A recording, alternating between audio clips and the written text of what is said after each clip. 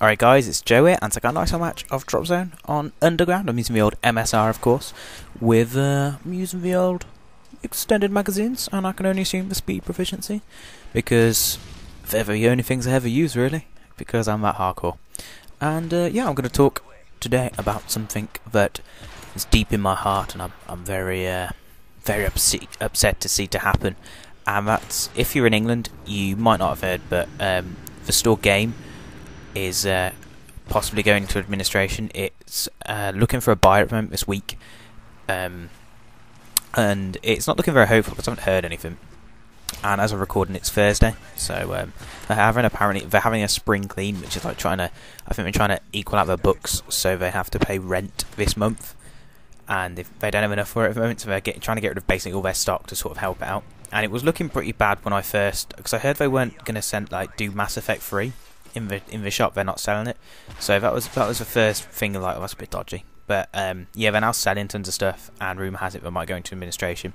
So if you're looking for a cheap game to buy, definitely go there now. I managed to get I think I've brought about 3 games from there at the moment. I got 2 for like $1.98, and I brought 1 for about 20 quid, which is something I wanted for ages and finally got. So everything's really cheap. Also, consoles are pretty cheap. You can basically buy an Xbox for about 60 quid.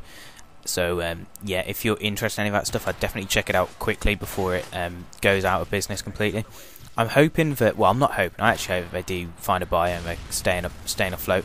But if they don't, hopefully, if anything, they'll stop going to liquidation, and I will be down there, and I will just literally spend all my money there because it will be the cheapest I can get anything. So definitely check it out if you're in Britain and want some cheap games, or maybe you wanted to buy an Xbox or PS strips. Or a Wii, or a DS, anything really. So definitely give that a look. Game Station doing the same thing because they're the same company, but I don't think they're in the same trouble, which basically tells me that they're probably gonna combine the companies properly together. And then, oh, someone is calling me.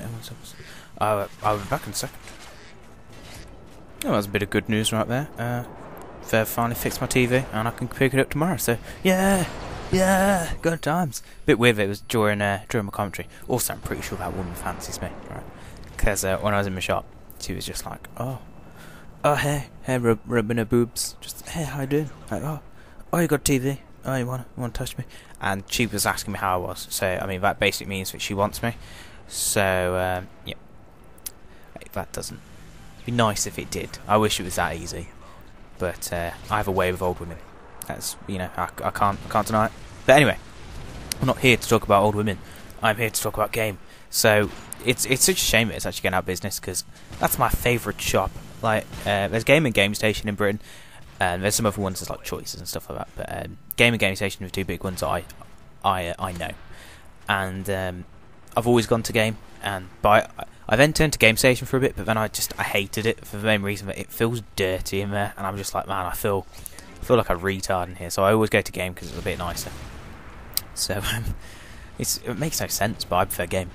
It's because it's purple. I just like the colour purple. Just it's very very inviting. And for one, my local one, with the nearest one to me, there's a guy who's fucking mental who works there. He's just like, yeah, I always avoid him. I never go. Because it makes no sense, right? There's 2 in my shopping centre, so my shopping centre, no one else's, and I always try and avoid the one with him in because he's fucking mental. He's just like, oh, I see you buying that game, eh?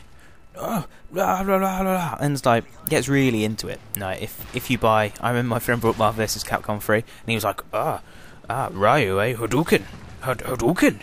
And he's fucking mental, crazy, fucking mental, very enthusiastic, and that's nice to see. But yeah, it's such a shame to see it going. I'm very sad by it, but at the same time, I'm pretty happy that I can buy tons of cheap games, because that's pretty cool. Well, yeah, but it's sort of, I inevitably saw this coming due to the fact that online shopping's pretty damn big now, and I do it a lot, but kind of effing. So yeah, that's what I want to talk about, the fact that it's going, and it's such a shame. But I want to give you guys a little nugget of gold there, that if you do want to get some cheap shit, definitely check them out, because they have it at the moment and might not be around forever and ever. So yeah. Another thing that will be quite interesting to you guys is, hopefully by the end of this weekend, if not the start of next week, me and Jack should have an episode montage up, hopefully soon. Hopefully it will be this weekend. The editor said it should be done by the weekend, so look out for that. That would be pretty cool. I'm pretty damn excited for it, for the main reason that it's the first proper one we've ever had done by a proper editor, and I'm really looking forward to it. Hopefully we're gonna get a few more done. We've already got nearly enough clips for another one, and the quality is just gonna increase as me and Jack getting better and know how to do it. So the first one's probably not going to be epically good clips. We've got some pretty decent ones, but the next one's going to be mint. So I'm really looking forward to that. It's going to be ace. That's about it, really. That's what I want to say. I think I've got bloody ages left. Yeah, I got like 2 minutes. 2 minutes of commentary. So what to talk about? I've got some stories I could talk about. The main one I want to talk about, because I'm thinking about this a lot, and it's so a few years ago, basically 2 years ago. Was it? Oh no, it might be 3. Jesus Christ! So me and one of my ex-girlfriends broke up, and well, she dumped me basically because I'm a mug like that. So she broke up with me, and I was really heartbroken about it and stuff like that. And then she really messed me about, and I can't really remember why.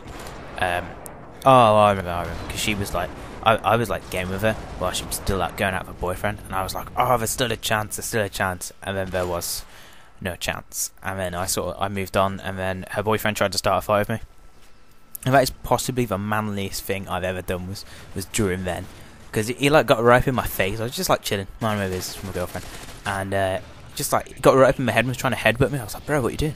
And then I like absolutely lost it, and I was like, he went to the toilet, and I was like, man, I need to get my bro. So I went up to my friend who has got my back for anything. You know, he's the strong one of my group. So I was just like, yo, bro, come with me. Got into the toilet, so I waited till he finished his piss, and I just got right up in his face. I was like, bro, what are you doing, bro, you respect me, bro. And no bros are actually throwing it out, but I got right up in his face, and that was first of all, that was probably the closest I've ever got into a fight. And second of all, that was the manliest thing I ever did, because I was just fucking enraged, and he like backed off. So that was the manliest moment of my life, which isn't even that manly. Like, a more manly thing was probably if I dug a hole. Dug a hole would have been more manly than that. But anyway, and so I didn't talk to her. For like two years. I just ignored her. Like, didn't even pretend that she was in my life. Never spoke to her. And recently, New Year's Eve, I started talking to her again. I was just like, I pretty much ignored you. I'm sorry. And yeah, we're friends now, which is pretty cool. It just goes to show. I apologise if it's over, and I'll check a clip in or something. But anyway, it just goes to show that you shouldn't just let some petty argument get in the way of things, because we were generally good friends for about 2 years, and then I sort of just ignored her because she did this horrible thing to me. But I mean, at the end of the day, I was like 16. Shit happens at that age. You just got to get over it and sort of move on. But I mean, at the time it did hurt. But I'm glad I've done that, because I started talking to her again. And she's nice, and I did. She's told me, I'm so sorry what I did. It was horrible, and it's nice to be, friendly with someone again that you hadn't talked to in ages. But that's pretty gay. And yeah, so I hope you guys enjoyed this. I apologise for the stupid interruption, but I'll see you guys in a bizzle. Bye.